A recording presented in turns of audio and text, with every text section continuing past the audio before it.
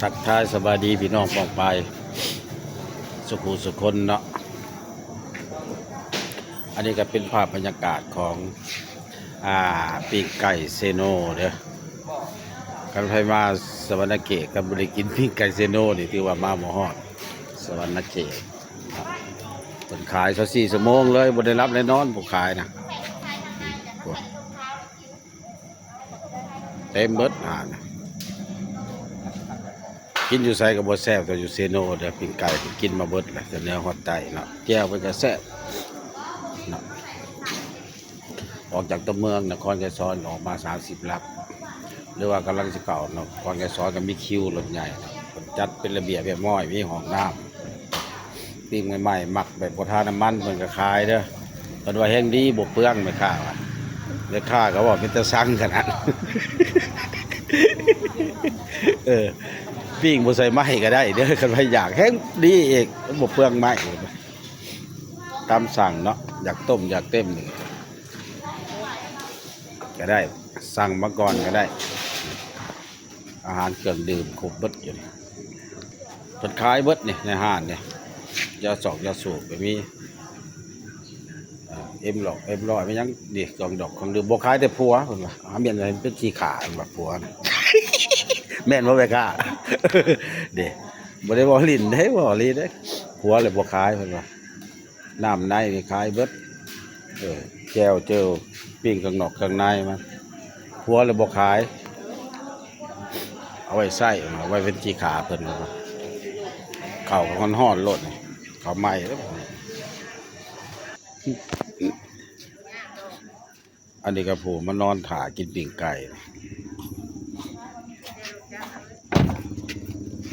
อันนั้นแหละประตูฮะวันได้ห้ายได้อันแดงเลยเจ็บหัวมันนอนมือไก่แล้วผ่าซอยผัวน้อยบ่ได้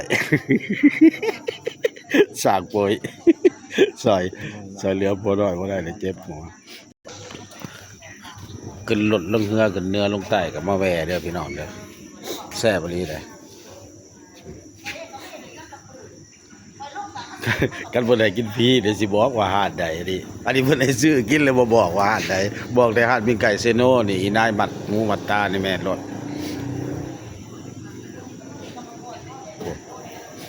ผัวยังคาสักเครื่องอยู่หลังห้องแถวบนเช้าแหละผัวยังคาสักเครื่องอยู่เมียขายปิ้งไก่ขายเบิดคือว่าแล้วบ่ขายแต่ผัวเพราะว่ายังเอาเป็นขี้ขาได้เลยผัวแล้ว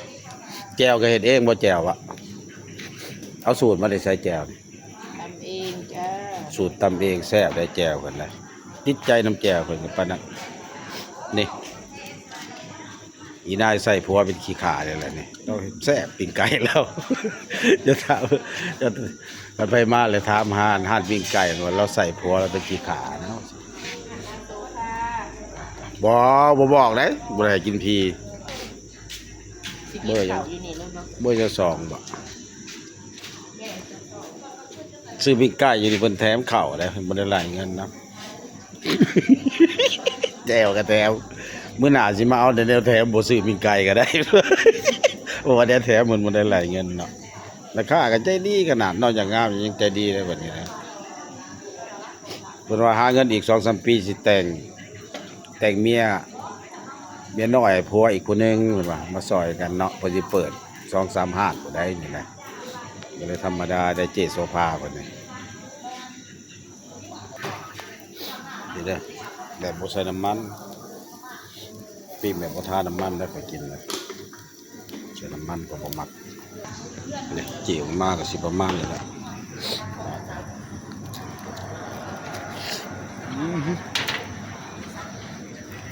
ข้าวก็จกได้โลดเลยข้าวเพิ่นก็อ่อนๆเนี่ยเพิ่นแถมตักละ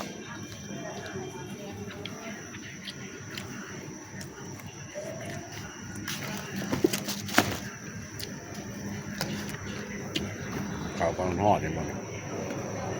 ราคาก็ใจดี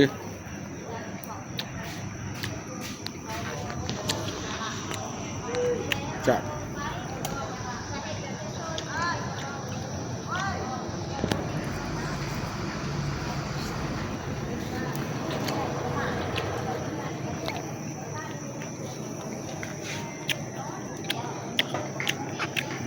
แซ่บเลยอ๋อ